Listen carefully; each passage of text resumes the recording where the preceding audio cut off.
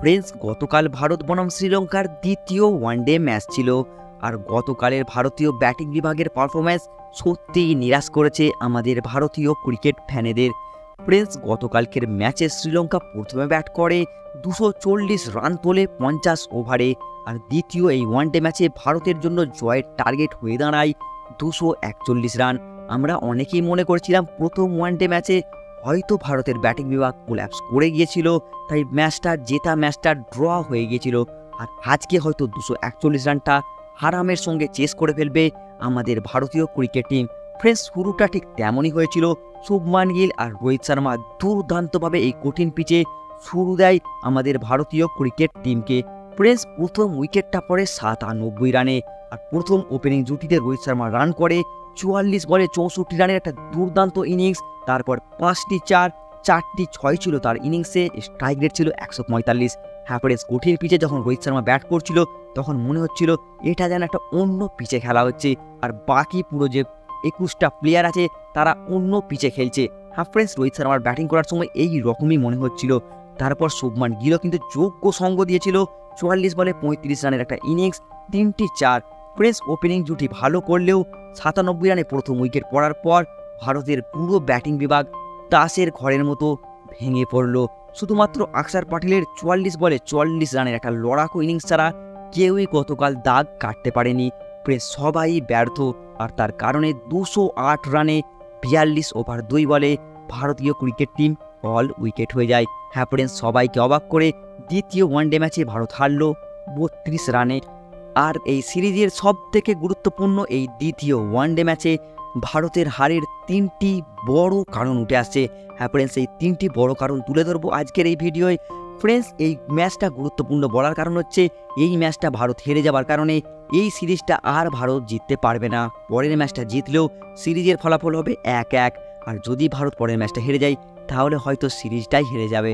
যাই হোক ফ্রেন্ডস, এই মুহূর্তে 3টি বড় কারণ উঠে আসছে এই হারের পেছনে।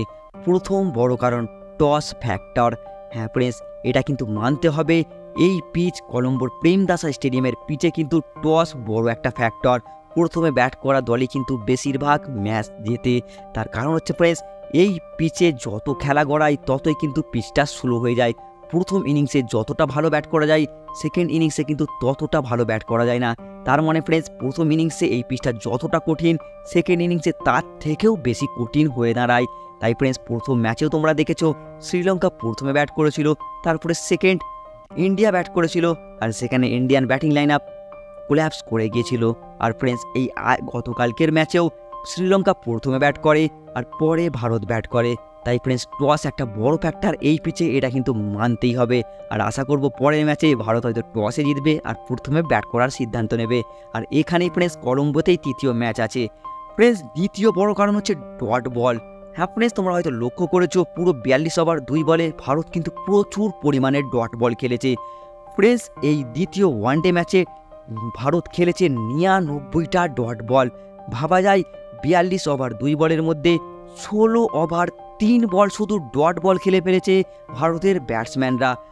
ফ্রেন্ডস, এই 16 ওভার 3 বল মানে 99টা ডট বলের মধ্যে যদি ভারত 40টা বল বা 50টা বলও যদি 1 রান বা 2 রান করতো, ফ্রেন্ডস 2 রানের কথা বাদ দাও, যদি এই 99টা বলের মধ্যে 40টা বলও যদি সিঙ্গেল রান করতো কিন্তু ভারতের চাপ অনেক কমে যেত।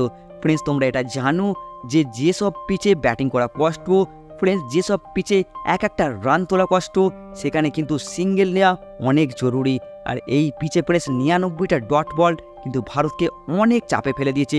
প্রায় 42 ওভারের মধ্যে 16 ওভার 3 বল ভারত কিন্তু বিনা রান করেই কাটিয়েছে এই ম্যাচে। তাই ফ্রেন্ডস, এই ডট বলটা 99 ডট বলটা ভারতের দ্বিতীয় ওয়ানডে ম্যাচে হারের অন্যতম একটা বড় কারণ।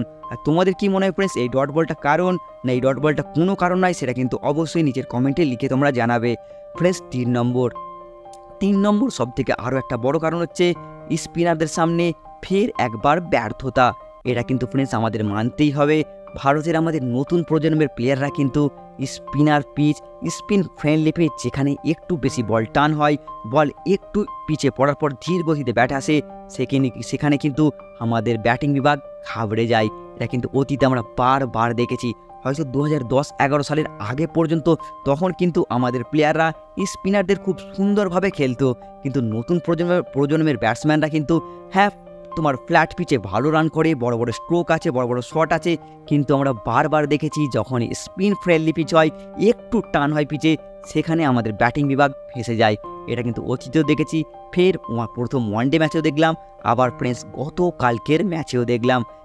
হ্যাঁ ফ্রেন্ডস, স্পিনারদের বিরুদ্ধে ভারতের ব্যাটসম্যানদের ব্যর্থতা, স্পিনারদের বিরুদ্ধে ভালো করে না খেলতে পারা কিন্তু দ্বিতীয় ওয়ানডে ম্যাচের হারের সবথেকে বড় কারণ হয়ে দাঁড়িয়েছে।